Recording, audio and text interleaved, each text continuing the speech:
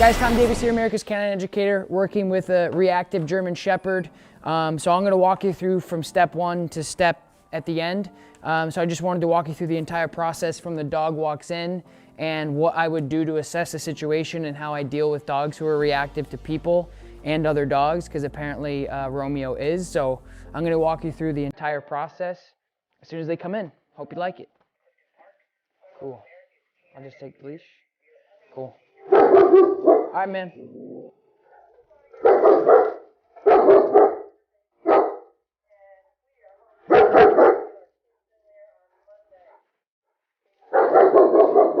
Okay, so very vocal.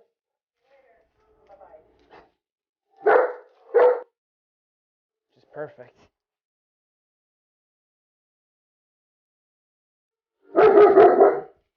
Trying to take off my bandana. It doesn't affect my mic.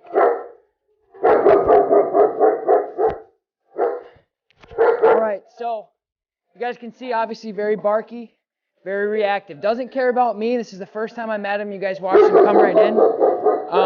So I'm gonna stop this. I'm gonna stop this behavior and walk you through this process.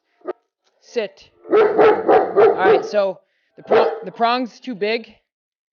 It's not getting good pressure. It's too far down on him. And just so you guys know, there's a person behind the camera, and there's a dog behind the camera as well. He's trained on a prong from his owners.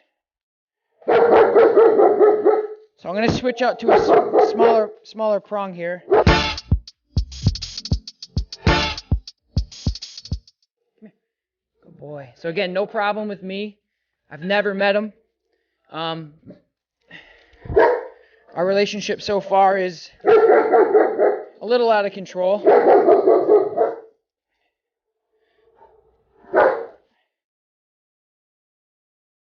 Okay. Romeo, heel. Heel. Good. Heel. So as this session goes on, I'm going to bring out some dogs to see if we can get him to a stimulated, heightened state. Or at least try to train in that environment to help him with it. But as of right now, a lot better control just from the change of equipment. So I'm gonna work him back and forth. And you guys can tell, like, he's very kind of nervous. He's not really that anxious for a shepherd that reacts, so that's good. He's a little, you know, where am I? But he's not like whining and pacing back and forth. He's kind of just barking at the person behind the camera, as well as trying to figure out where his dad went. So I'm going to work him on the leash just to get him tuned up with me, to make him a little bit more comfortable with me, and then we're going to continue to get other distractions out.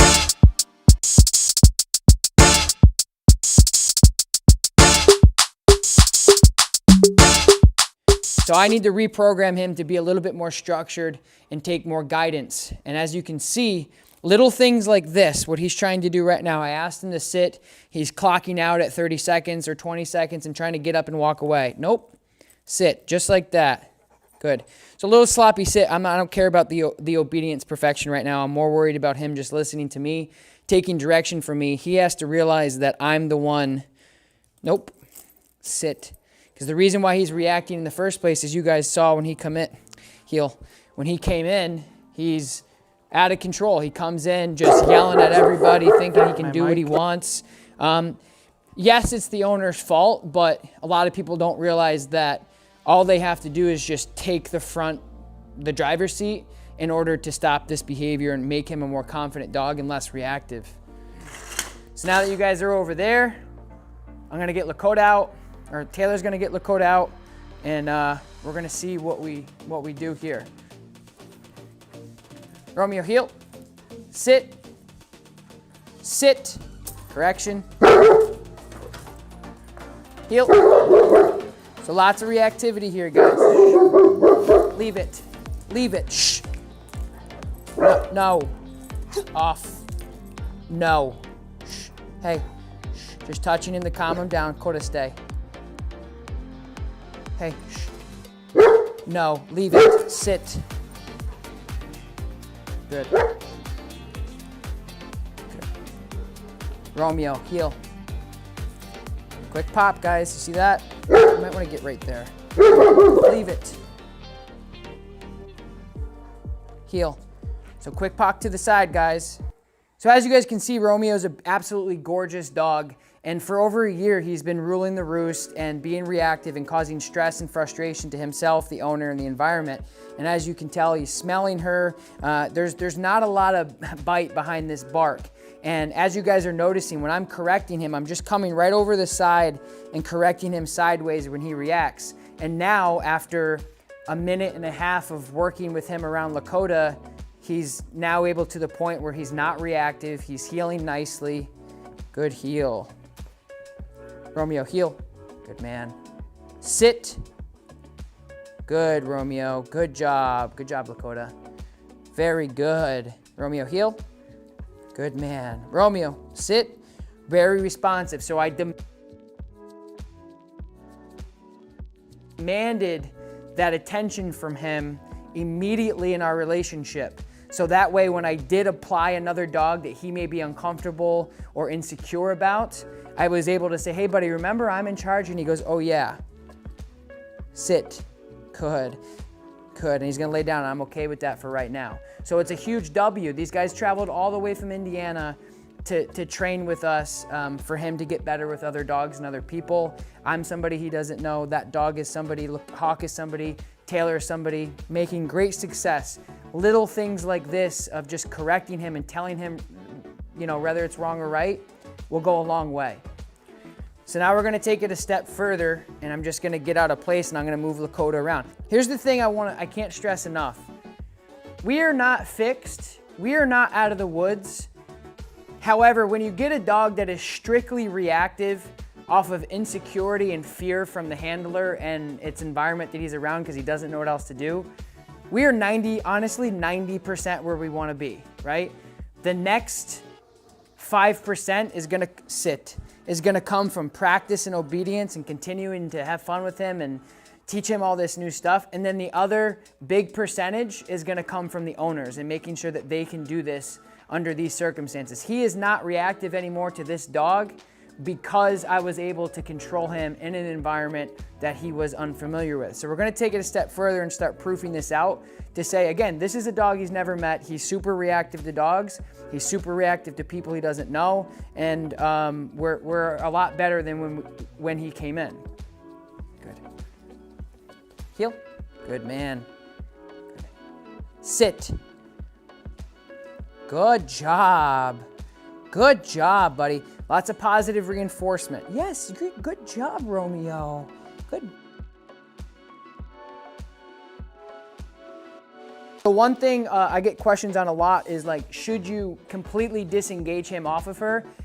I don't think that that's realistic in this environment or fair for me to say, you just went from complete 100% for the last year of reacting to other dogs to going to watching a strange dog go past you with no problems.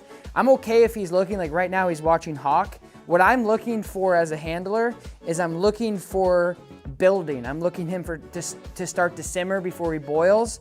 And that's the type of stuff I'm gonna, again, use my verbal, like I talked about in the beginning, to just disengage him from that type of behavior. And if I can just tell him, like right now, I'll try it. Romeo, leave it. Good man. Disengagement, head goes down, and he did exactly what I wanted him to do, except get out of his sit, good boy.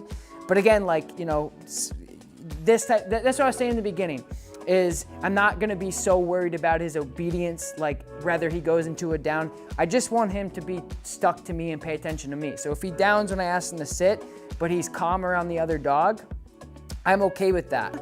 Go touch. Shh, shh, shh. Romeo, sit. Quick correction, heel, sit. Good. So again, you guys saw, I'm really like feathering him in because this is so freaking big for him. So big, so big. His owners are going to be so proud when they see this come out on YouTube.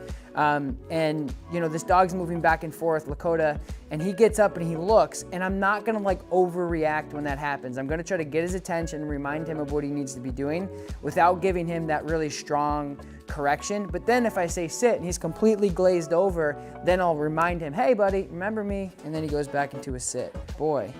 So I'm gonna grab some food really quick. Good. And I'm gonna see if I can use some positive reinforcement just to get him engaged with me, because that'll be another really great tool to use to get him more associated with another dog in a positive way.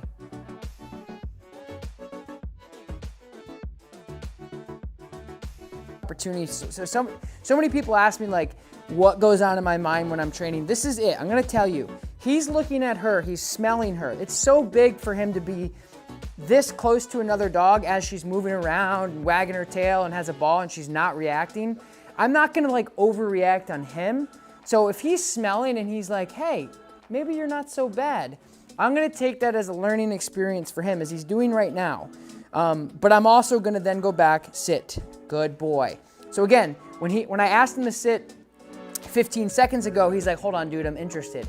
And I let that slide during that time under my discretion, because I knew that the W and the win that he was getting from interacting with her through scent was gonna be more valuable than me actually worrying about my obedience at that time. So you'll notice that I'm very discretionary on some of the stuff that I do, and the obedience that I'm applying is gonna be dependent on what's going on in his brain, because ultimately, the obedience is something I can always do. The behavior modification stuff and trying to change his behavior plays an important role in the first hour that you're working with a dog to tell him exactly how things are gonna go.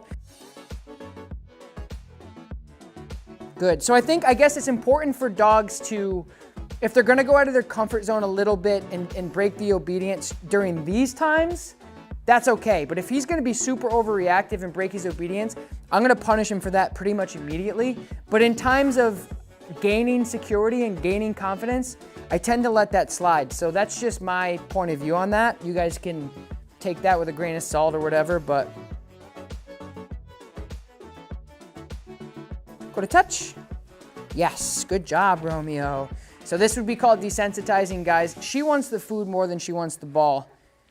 Good, so he's getting a little stimulated here. Romeo, good, a little verbal inflection there. Hey, remember me. So again, I'm walking you through exactly what went through my head. He looked at Hawk over here in the corner, the Malinois that we have, and he got a little, for whatever reason, I don't know, he got a little, okay, maybe I'm not so sure about that dog.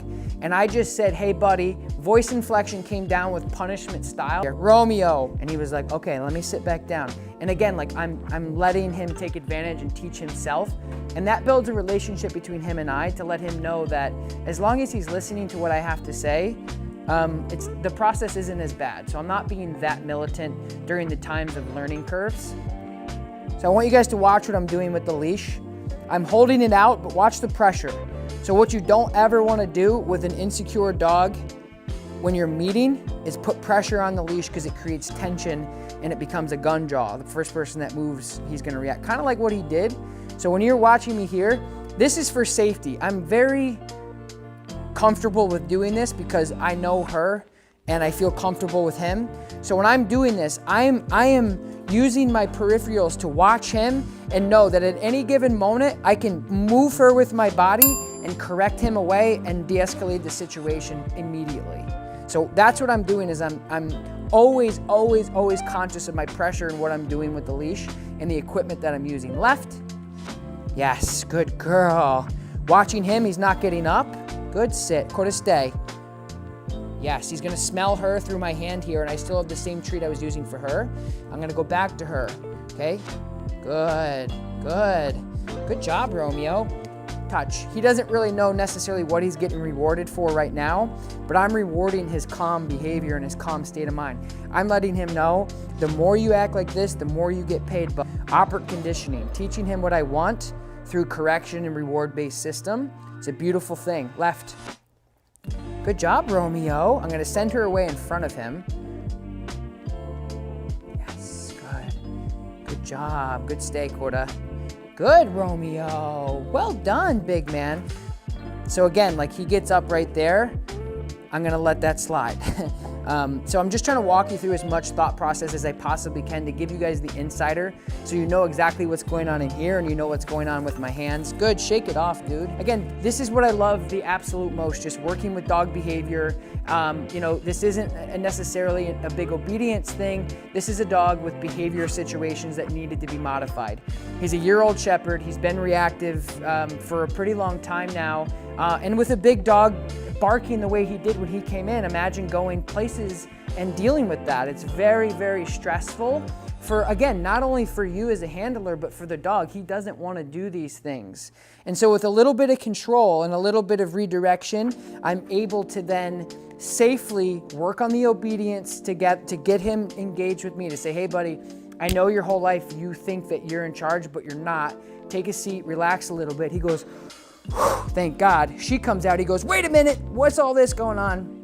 And then I'm able to transition into a nice calm state of mind. Let's see if he can get down.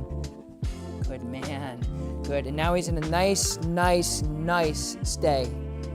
state of mind. I'm really liking how he's turning out. So this is what gives me goosebumps and like what gets me out of bed in the morning. I absolutely adore, and this is brilliant. So what I'm doing is what I love to do, is behavior modification. So this is the very first session in a dog behavior modification client that we have for our 2-week board and train program. So when it comes down to behavior, it really is, unless it's ingrained. So when we talk about a dog that's been neglected, abandoned, or abused, or any of that stuff that they were born with, maybe hereditary, where, you know, it's genetic and they have really bad genetics and they're anxious, nervous, not trusting, that takes a little bit more time for the core of the dog to gain trust in other dogs and other handlers. That takes a lot of exercise and things like that. But when you get a dog like this is what everyone usually deals with when they think their dog is aggressive or they think their dog is mean, is what you're seeing right here. Comes in like a freaking bat out of hell, completely just explosive on everything and everybody. And all I did is I said, tap, tap, tap. Hey, why don't you take it down a little bit? He looked at me and the rest is history. And now I'm able to then copy and paste this in multiple different scenarios. So our jobs as trainers here at the Academy is going to then be to apply this situation with new people, new dogs, new environments, continuing to desensitize him so he's good universally. So at the end of the day, the macro and the bigger picture is making him a more confident dog, because that's what's creating him to be reactive. People think a dog is reacting and they're automatically aggressive. It's so not the case. This is a reactive dog, not an aggressive dog. Aggression, the big difference about that is between reactive and aggression is their intent. Their intentions behind it. How serious do they look? How serious, what are they actually gonna do if you do this? And with the reactive dogs, 9 times out of 10, it's gonna look like something like this, regardless of how he looks when he comes in. An aggressive dog and a dog that is serious and has, 2 or 3 knockouts, if you will, under his belt, he's gonna continue to try to go after that dog at any given time. So we've created really nice energy here with both of these dogs, and I'm really happy with it. We're gonna continue to work with him. So we're gonna wrap it up here. Don't forget, guys, you can click the links in the profile and the description below to get yourself some No Bad Dogs merch, work with me directly online, and everything else that you guys need as far as equipment goes. The equipment that I've used here will be linked in the description below. Do me a favor and leave a comment and let me know what you thought of this video, as well as subscribe to my channel if you want to see more videos like this. I appreciate you guys watching. I hope this helps you identify the difference between, holy crap, this dog looks so aggressive, to, wait a minute, he's really not aggressive. He's really not gonna continue to go after her if he gives the opportunity on. This has been less than an hour. I'm grateful for you guys watching.